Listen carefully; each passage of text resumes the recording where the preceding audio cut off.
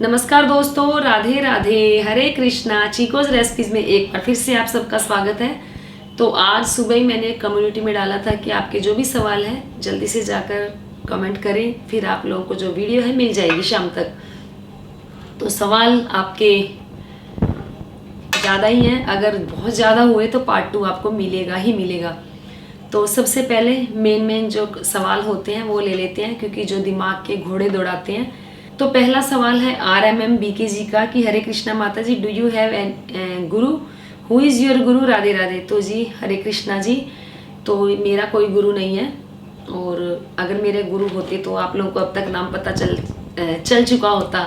तो जी मेरा गुरु मेरे पति हैं, मेरे बच्चे हैं, और इस जो मेरे घर में ऑस्कर है वो है। आप सबसे ज़्यादा मेरे गुरु तो आप सब लोगों जो इतने ऐसे ऐसे सवाल करते हो कि जो दिमाग के घोड़े दौड़ाने को मजबूर हो जाते हैं।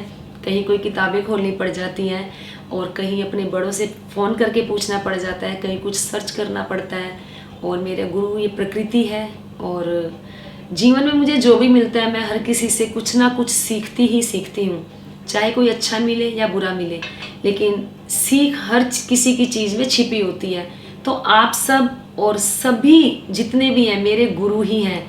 तो हाँ, कभी इन फ्यूचर मेरे कोई गुरु होंगे या उन गुरु के लायक मैं होंगी, तो वो मैं आप लोगों के साथ शेयर ज़रूर करूँगी, आप लोगों को ज़रूर मिलवाऊँगी कि मेरे एक गुरु हैं। फ़िलहाल मेरा कोई गुरु नहीं है, मेरे आप सब लोग गुरु हैं। जो भी मैं किताबें पढ़ती हूँ, बुक्स पढ़ती हूँ, मेरे गुरु वो हैं। तो जी, और वैसे भी सबसे बड़ा गुरु समय होता है, क्योंकि जो समय है बहुत कुछ सिखा देता है, अच्छा भी बुरा भी। खैर बुरा तो कुछ भी नहीं होता, क्योंकि उसकी बुराई में भी अच्छाई ही छिपी होती है। इसीलिए जिससे जो मिले सीखते जाएं। फिर एक सवाल था जसवंत प्रकाश जी का। तो जी अभी मैंने पूरा आपका जो सवाल अभी सुनाऊंगी मैं सबको, मैंने पूरा वीडियो शूट कर लिया था, पूरे मैंने आपके सवाल का जवाब दे दिया था, इवन कैमरा भी ऑन था, लेकिन मुझे नहीं पता कि वो शूट क्यों नहीं हो पाया। उसके अंदर कोई आवाज़ नहीं थी, कोई कुछ नहीं था। थोड़ी देर बाद कैमरा बंद हुआ, मैं अपनी जगह से जाकर कैमरे को बंद करने के लिए उठी हूँ, सिर्फ वही इसके अंदर कैप्चर हुआ, कोई भी चीज़ उसके अंदर कैप्चर नहीं हो पाई, वो वीडियो आई ही नहीं है।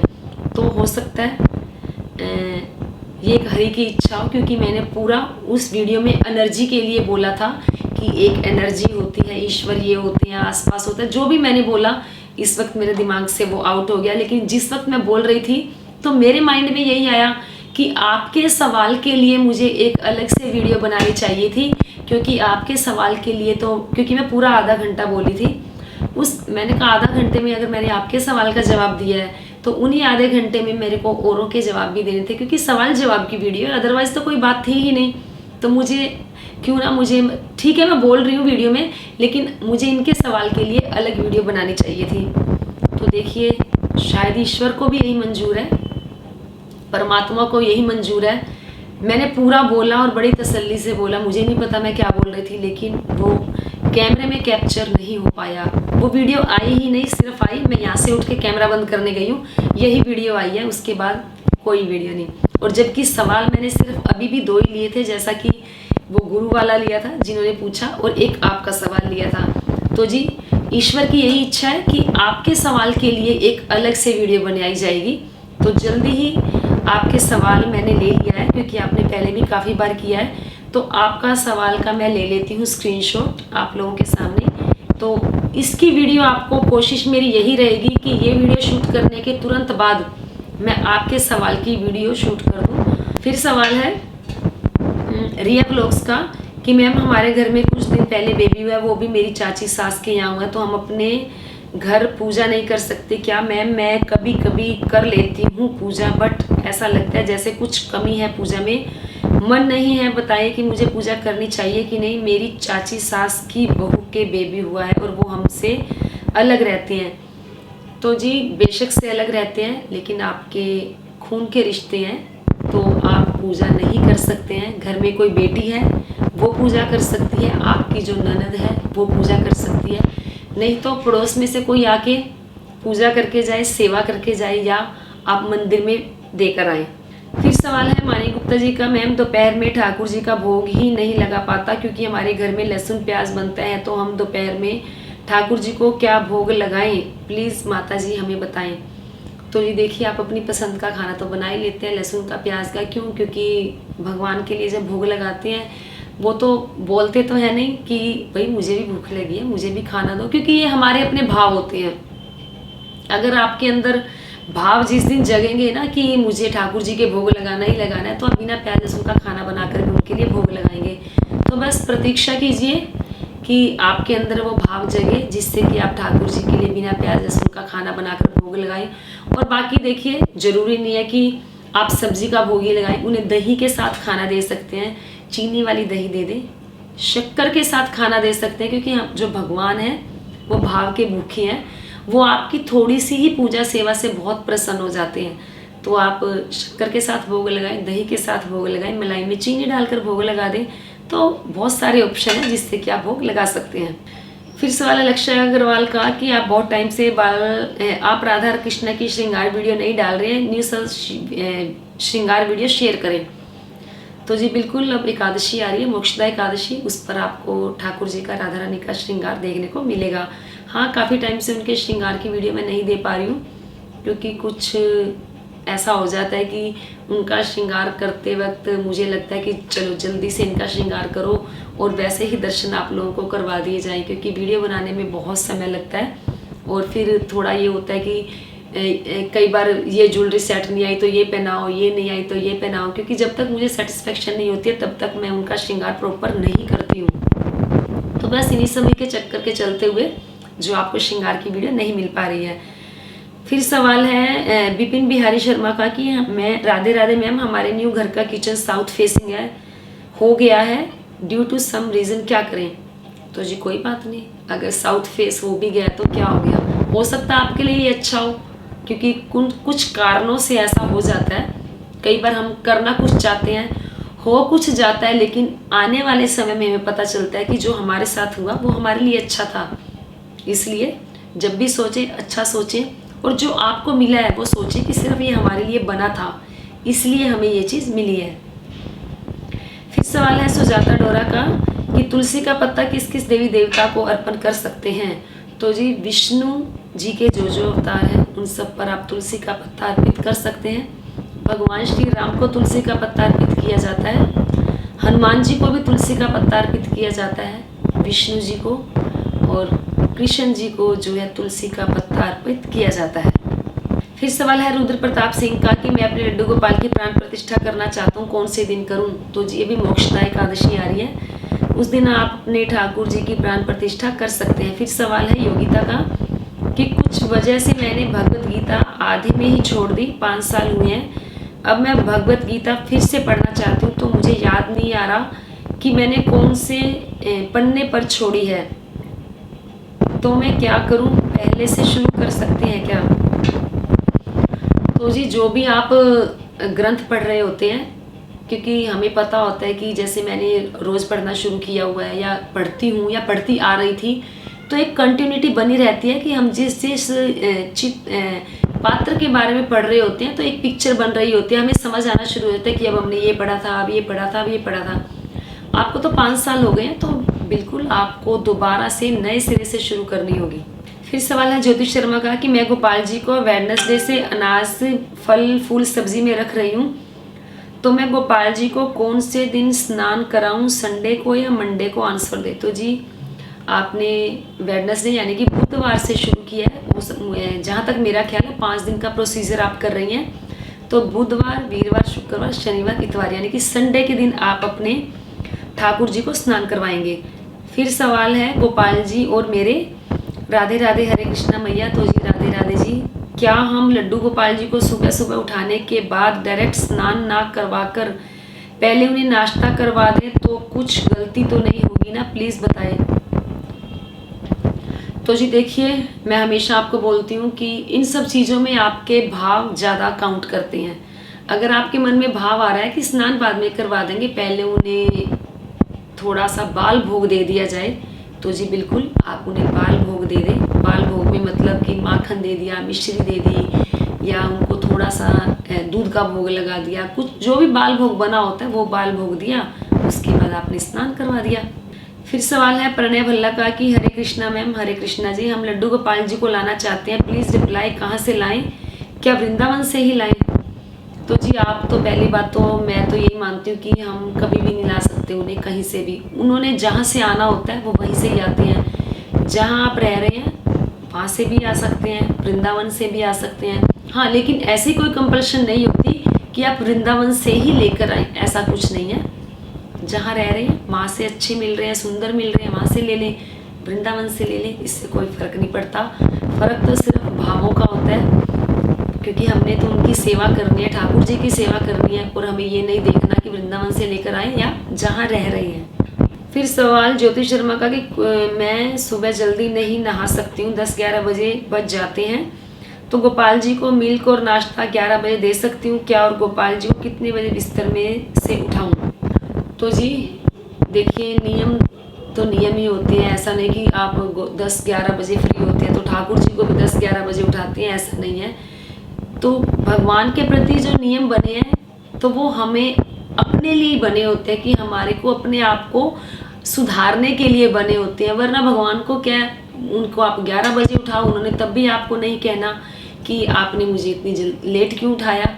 अगर सुबह के 3 बजे उठाकर बैठा देंगे तो वो ये नहीं कहेंगे कि मुझे अब नींद आ रही है, दोपहर में सुला दो, मैं सुबह जल्दी उठा था। तो ये सब भावों की बातें होती हैं, और ये सब नियम हम अपने आप को अच्छा करने के लिए, अपने आप को एक बेटर फील करने के लिए नियम अपने बनाते हैं। तो जी जो नियम तो यही है कि ठाकुर जी को सर्दियों में ज़्यादा से ज़्यादा 7 बजे तक उठा दो, उसके बाद स्नान करवाएं। हाँ, बाल भोग दे सकते हैं बाल गोपाल को, उसके बाद स्नान करवा के नाश्ता दे दें। तो लेकिन 11 बजे अगर आप नाश्ता देंगे तो आप दोपहर का खाना उन्हें कब देंगे? तो थोड़ा सा आप अपने नियमों में चेंज कर लें तो आपको काफ़ी अच्छा लगेगा। फिर सवाल है रूबी शर्मा का कि जैसे हमारे घर पर कोई होता नहीं तो हम अपने कान्हा जी को साथ ले जाते हैं, तो क्या हमें शालिग्राम जी को भी साथ लेकर जाना है? तो मैं आपसे पहले भी पूछा था, आपने आंसर नहीं दिया। तो जी आपका जो सवाल है मेरी आंखों के आगे नहीं आया होगा, तो जवाब नहीं दिया। तो जी अगर आप गोपाल जी को साथ लेकर जाते हो तो शालिग्राम जी को साथ ले जाने की ज़रूरत नहीं है, क्योंकि रूप तो एक ही है। सेवा आप अगर बाल गोपाल की कर रहे हैं, घर में आपके शालिग्राम जी हैं, बड़ा विग्रह राधा रानी कान्हा जी का, तो उनकी सेवा अपने आप हो जाती है। फिर सवाल है गायत्री का कि राधे राधे चीकू मैम, मेरा सवाल है कि हम तो आपके फ़ैन हैं यूट्यूब पर, और आप किसकी फ़ैन हैं ये बताएं। आप बहुत अच्छी हैं, मुझे आपसे मिलने का बहुत मन है।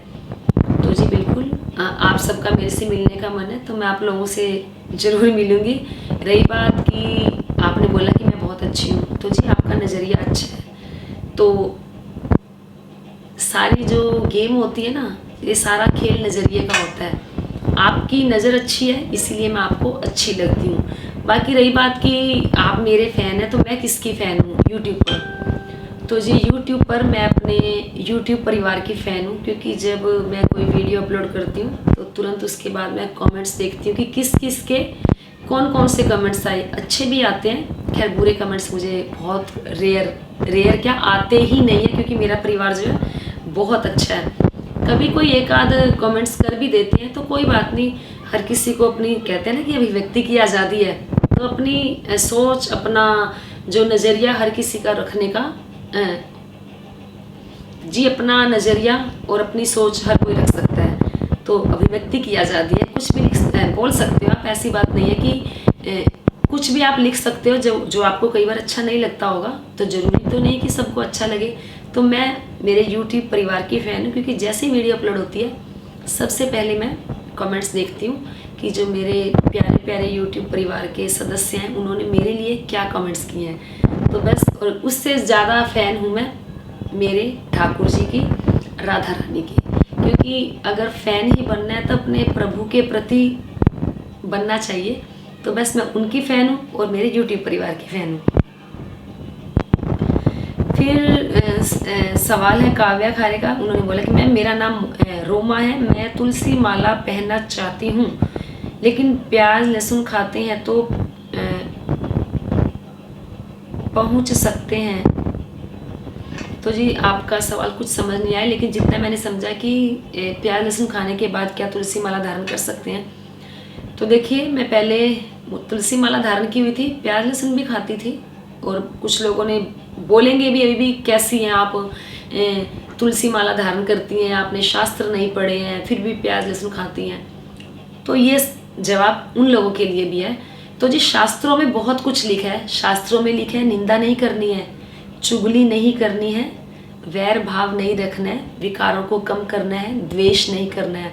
तो शास्त्रों में बहुत कुछ लिखा है, तो उसमें किसी को नुकसान नहीं है। तुलसी माला पहनकर अगर प्याज लहसुन खाते हैं तो वो धीरे धीरे ठाकुर जी अपने आप छुड़वा देते हैं। तो लेकिन उसमें आप किसी का बुरा नहीं कर रहे हैं, किसी को कोई हानि नहीं पहुंचा रहे हैं। शास्त्रों में लिखा है कि निंदा चुगली ना करे, लेकिन वो हम कितना फॉलो करते हैं, उसमें तो हम लेश मात्र भी फॉलो नहीं करते हैं, जबकि वो भी शास्त्रों में ही लिखा होता है। हाँ, शास्त्रों में हम वो फॉलो करते हैं जो हमें अपने हिसाब से अच्छा लगता है। तो जी, इन सब चीज़ों से ऊपर उठिए, और पहनना चाहते हैं, तुलसी माला धारण करने का मन है, तो हो सकता है ठाकुर जी आपसे चाहते हैं कि तुलसी माला धारण करें, थोड़े टाइम बाद आपका प्याज लहसुन छूट जाएगा, जैसा कि मेरे साथ हुआ। फिर सवाल है दीपक यादव का कि आंटी जी राधे राधे, राधे राधे जी, मुंबई में इतनी सर्दी नहीं होती है, तो क्या हम भगवान जी को गर्म कपड़े नहीं पहनाएं तो चलेगा? क्योंकि मुझे भी गर्मी होती है, तो सोचा हूँ कि गर्म कपड़े की ज़रूरत नहीं है। तो जी बिल्कुल, आपको अगर ज़रूरी नहीं है कि वृंदावन में अगर गर्म कपड़े पहनाए जाते हैं, क्योंकि वहाँ ठंडी होती है, नॉर्थ साइड में इधर ठंड बहुत होती है, तो गर्म कपड़े हमें पहनने पड़ते हैं। तो बिहारी जी को भी पहनाए जाते हैं। आपके उधर गर्मी है तो आप बिल्कुल भी ना पहनाएं, क्योंकि जब आपको गर्मी लगती है तो आप ठाकुर जी को गर्म कपड़े कैसे पहनाएंगे? आप जहाँ रह रहे हैं वहाँ के मौसम के अनुसार ही अपने ठाकुर जी को पोशाक धारण करवाएं। फिर सवाल है शिवम पांडे जी का कि मैम, मुझे आप राधा कृष्ण की मूर्ति दे सकती हैं प्लीज़? मैं बुरा होकर आपका पैसा दे दूंगा, मुझे रिप्लाई दे देना, मैं भगवान जी की कसम खाकर कहता हूँ।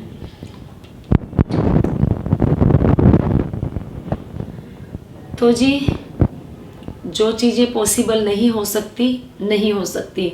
हाँ, इन फ्यूचर क्या पता हो जाए, लेकिन एट प्रेजेंट मैं आपको जो राधा कृष्ण का विग्रह है नहीं दे सकती हूँ, क्योंकि मैं ये भी नहीं कहती कि बहुत महंगे आते हैं, बिल्कुल महंगे आते हैं। तो इस वक्त मैं आप लोगों को नहीं दे सकती, आगे का मुझे पता नहीं कि फ्यूचर में क्या होगा। फिर सवाल है प्रीति चौधरी का कि आंटी, मैं देर से उठती हूँ और मैं कान्हा जी की पूजा भी करती हूँ, तो मेरा पूजा में मन नहीं लगता। तो जी, पूजा करनी भी है, पूजा में मन नहीं लगता, तो ये आपके लिए एक अच्छा साइन है, क्योंकि आप तो करना चाहती हैं लेकिन मन नहीं लगता। तो इसका मतलब ये है कि आप मन से पूजा करें, जो कि आपके लिए फलदायी है और शुभदायी है। फिर सवाल है विजय सोनी का कि अगर हमारे लड्डू गोपाल 6 महीने पुराने हो गए तो हम प्राण प्रतिष्ठा कैसे करें? तो जी, मैं मैक्सिमम लोगों के सवाल होते हैं उनको यही बताती हूँ कि अगर आपके बाल गोपाल लाए काफ़ी टाइम हो गया, आप उनकी पहले से पूजा करते आ रहे हैं, तो आपको उनकी प्राण प्रतिष्ठा करने की ज़रूरत नहीं है। प्राण प्रतिष्ठा सिर्फ वही लोग करें जो एकदम नए नए ठाकुर जी को अपने घर लेकर आए हैं। तो ये थे आप सभी के सवालों के जवाब। अगर बाद में और भी सवाल आते हैं, ज़्यादा हो जाते हैं, तो पार्ट 2 आपको मिलेगा, अदरवाइज़ आपको पार्ट 2 नहीं मिलेगा। तो बस उम्मीद करती हूँ आपको आज के सवाल जवाब की वीडियो पसंद आई होगी। तो वीडियो को लाइक करें, शेयर करें, चैनल को सब्सक्राइब करना बिल्कुल ना भूलें। हमेशा की तरह अच्छे अच्छे सुझाव देते रहें। आज के लिए इतना ही, फिर मिलते हैं। धन्यवाद। हरे कृष्ण।